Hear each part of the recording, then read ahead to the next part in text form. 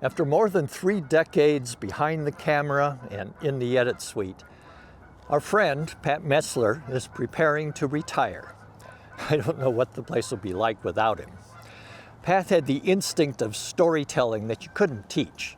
He knew how to shoot, how to edit that material, and he could take ordinary material and turn it into something extraordinary and unforgettable. I started in 1989.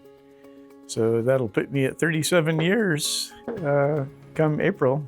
I have worked here for more than half of my life. When I first started, we were still shooting on 3/4 inch tape. The camera that I used a lot in the early days, it was the biggest, bulkiest camera that we had, but it was like this much better than some of the other ones, so that was the one I carried. That was a time where you'd go out and you'd have to have a box full of tapes in your backpack, 4 or 5 batteries, and one of 2 things was going to happen. You're either going to run out of tape or run out of battery, and either one ends the trip. 2007 was when we got our first HD camera. It goes back to the Trial of the Century show. Well, that was our first HD show. The very first shoot was when we went out in the middle of the night in the winter and did the scene of Stunnenberg getting assassinated. We weren't afraid of doing anything in the day.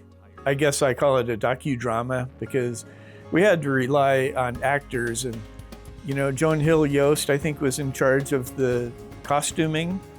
That first morning, our first shoot, when the jury came out, and they were decked out, it was like, oh my God, this is gonna be great. I think we probably at one point had a cast of 50 people. Yeah, we had to keep track mentally of a lot of different things, and we had to organize a lunch because had we stopped and turned people loose, we wouldn't have gotten our audience back. I was proud.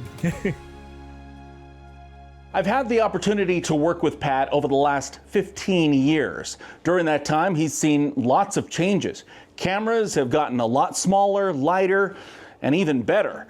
In fact, we used the very first generation of GoPros to film the incredible journey of Idaho's salmon. We had one stationary, and we were trying to funnel salmon to where they would swim over it, which they did, and it looked awesome. Pat's always willing to go the extra mile, even when all he has is a cheap dry suit Bruce bought online. Well, the funny thing about that dry suit was it didn't seem to have a problem holding air. I was trying to get the air out of it so I could sink, and I had weights on. We were just putting cameras on the bottom. I just swam down, planted them. Then we would wait a while and then move them to a different spot. Well, each time I had to go down, and it was really cold, and that suit was leaking. I was shivering. My jaw was chattering.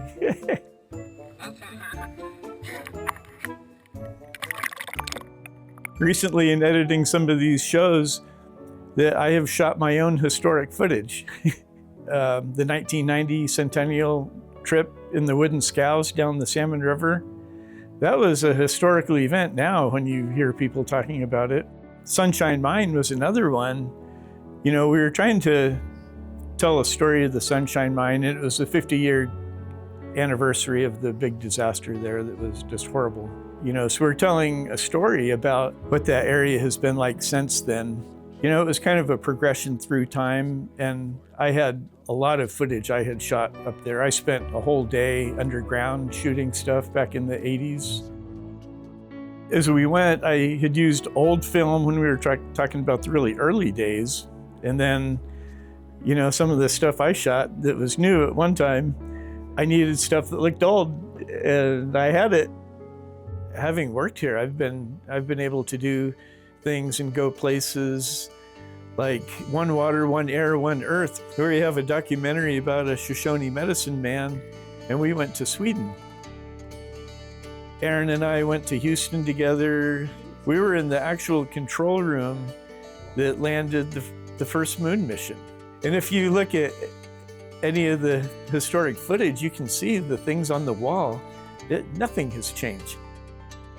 Yeah, and then Aaron when he was doing his Pioneers of the Air show, we got to go to Wisconsin, and we got to fly in a replica that was a Swallow.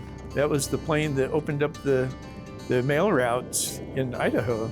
If you have never flown in a biplane, you are missing out. Oh, just looking through some pictures the other day, I saw a picture, and it was on a Selway River trip. Somebody said, "There's a rattlesnake in my tent." And I'm thinking, yeah, right, there's probably a snake. So I went in there, and sure enough, it was a rattlesnake. Caught it by the tail and then grabbed it by the head, you know, and I didn't realize that somebody had taken a picture of that, and I found that just recently. Pat was one of my favorite people to work with. He was more than an editor who just pushed buttons. He brought to the table a sense of curiosity and a vision of what could be. He had an eye for detail, and he understood pacing and emotion, and whatever project he worked on, he turned it into a masterpiece. But I look back at some of those old shows that we did, and I am amazed that I was able to do that. When you look at all the different things that go into making a show, and you start looking at all the variations, you know, there's a million different possibilities in how a show can be put together. And that's the part I like. That's where everything has to come together.